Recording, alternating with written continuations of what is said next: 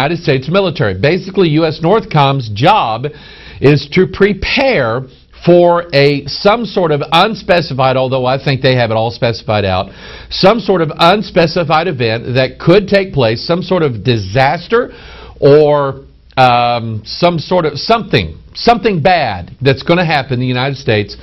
This is American troops that are training and preparing for this. So here's the article. U.S. Northcom has admitted that they are preparing military operations within the United States. This is the first time in history that this has been done, and they will be working with Department of Homeland Security, state and local law enforcement on U.S. soil. The focus of this operation will be in our own backyard. Northcom is planning on defending against enemy attacks and supporting civilian authorities with fighting an unconventional foe, all on U.S. soil. Northcom went on to say that the drill will be in the Gulf area. They anticipate no infrastructure and possible extreme weather conditions. Even more significant, this inspection marked the first time that any Air Force unit has been wartime validated in support of the security and defense of the United States of America. That's huge, Nelson said. The survival of thousands of Americans rests on this training. So now we go to an article written by Major Dale Greer, 123rd Airlift Wing Public Affairs. So I would assume this would be out of the Air Force's office. Units make history with Air Force First Homeland Defense ORI. Gulfport, Mississippi. 3 units representing each component of the Air Force made history here May 16th through 23rd when they successfully completed the first Homeland Defense Operational Readiness Inspection. The ORI, held at the Gulfport Combat Readiness Training Center here, was administered by the Air Mobility Command Inspector General on a trial basis, but it may help pave the way for future inspections, officials said. For the very first time, the U.S. Air Force has validated a unit's wartime capability to defend the homeland by fighting an enemy right here on U.S. soil, said Colonel Greg Nelson. Wasn't he the guy from I Dream of Jeannie? I don't know. Anyway, the commander of the Kentucky Air National Guard's 123rd Airlift Wing, which served as the lead organization for the ORI. That represents a major shift in the way Air Force leaders evaluate unit readiness because it puts the focus in our own backyard rather than a simulated overseas location where these evaluations are usually staged. Now, again, okay, yes, troops are being dispatched to the Gulf areas, being ready to operate some sort of operation. We don't know what. The Air Force is training as part of this Northcom thing and all this stuff we've been talking about for something that might occur. The Army is admitting that they are training in the Gulf area and so on and so on and so on. Does this add up to martial law, people being thrown into incinerators, all of this stuff? No, not necessarily. And so let's be watchers instead of leapers. Now, if something substantive happens and it can be proven, I'll be the first one out there to say, hey, this is not right. But let's just keep our eye on it just to make sure. Now, this Gulf thing, we know, we've been talking about the numerical significance of it. We have our book here, the Babel Conspiracy, that shows patterns that are related to significant things that are happening on planet Earth. And those patterns, their source and the knowledge of those patterns comes to us from our King James Bible.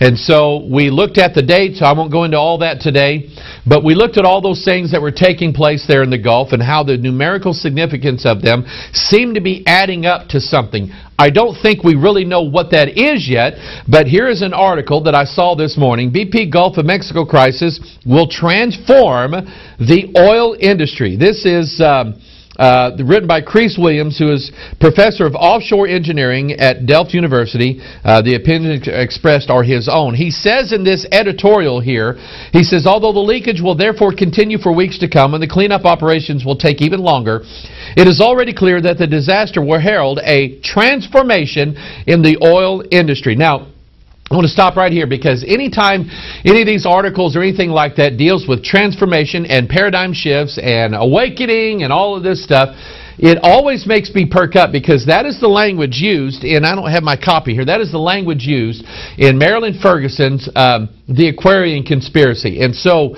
usually when I see things like transformation or symbols of this and that and the other, it makes me aware that something greater is going to happen down the road. And so this guy's writing, he's just writing an editorial about how this oil spill is going to change things, transform them. Look at what he says. He says it signals a new regulatory era, especially in the U.S., including the new 6-month moratorium on offshore drilling announced last month by President Barack Obama. Authorities around the North Sea are also reasserting their positions. This will be paralleled by movement by the industry towards, here it is, a new paradigm which, as is explored later in this article, may potentially require companies to adopt new operating models and much better engineering expertise of how to manage and mitigate disasters when they occur. So I think that there is something here about change, about transformation. It seems like I have another article here. Yeah, here it is. That's out of order, but I want to get to it now. Obama vows to push energy bill. Who doesn't see that coming? U.S. President Barack Obama vowed Wednesday to find the votes. I'm going to stop right here.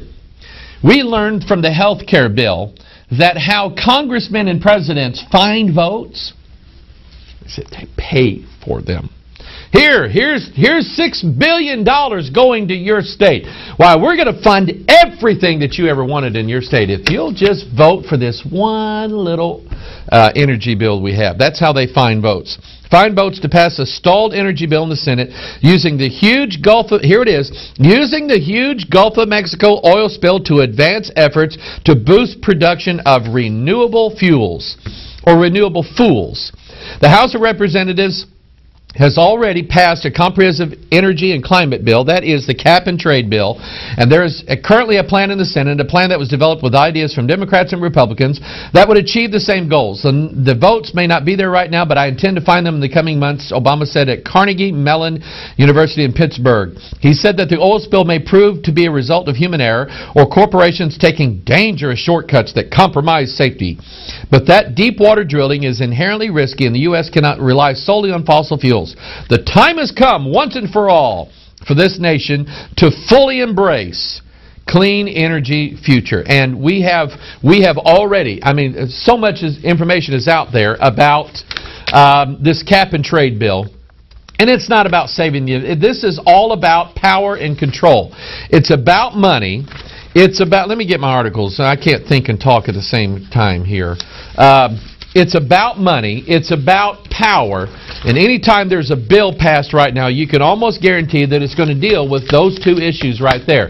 Who's going to control the money? Who's going to control the wealth of the world? And who's going to control the power systems of the world? Our nation was founded upon we the people. In other words, the power should be in the people of the United States. Here they are. They're going to build this mosque at Ground Zero in New York City, a mosque in honor of the God who told those guys to drive those airplanes into those buildings. We're going to honor this God.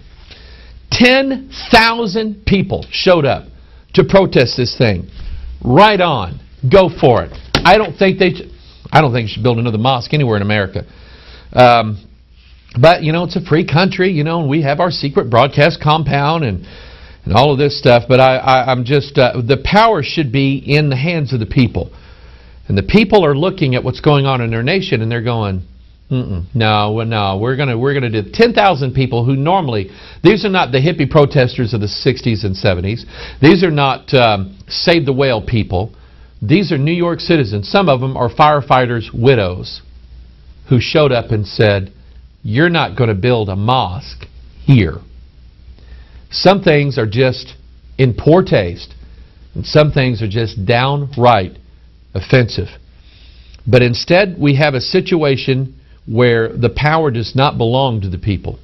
It belongs to the elite, to the high-ranking politicians, the high-ranking businesses, and the banks. That's where the power and that's where the money is headed to. You watch these bills as they're being passed. It is a transfer. When they talk about transfer of wealth, the liberal left says, oh, we're going to transfer the wealth of the wealthy people over to the poor people. No, they're not.